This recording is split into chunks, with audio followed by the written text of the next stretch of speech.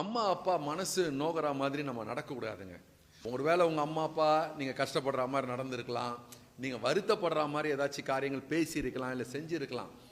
புரியுது நீங்கள் என்ன சொல்ல வரீங்கன்ட்டு. பட் இருந்த போதிலும், அவங்க அப்படி செய்திருந்த போதிலும், நம்ம அவங்க மனசு நோகிற மாதிரி நம்ம நடக்கக்கூடாதுங்க. அவங்க நம்மளை பெற்றவங்க. பைபிளில் நம்ம என்ன படிக்கிறோம்? உங்கள் சத்துருக்களை சிநேகியுங்கள். சத்துருக்கள்னா யாரு? நமக்கு தீங்கு செஞ்சவங்க, நமக்கு கஷ்டத்தை கொடுக்குறவங்க தான் சத்துரு.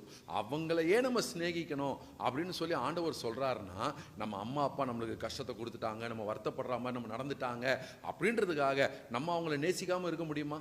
சரிங்க, அவங்கள நம்ம நேசிக்கலனாலும் பரவாயில்லைங்க, அவங்கள கஷ்டப்படுத்துகிற மாதிரி, அவங்க மனசு நோகிற மாதிரி நம்ம நடக்கக்கூடாது. தயவுசெய்து கர்த்தருடைய பிள்ளைங்க அதை புரிஞ்சிக்கிங்க.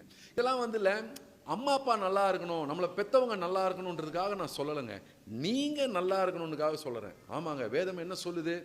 உனக்கு நன்மை உண்டாயிருக்க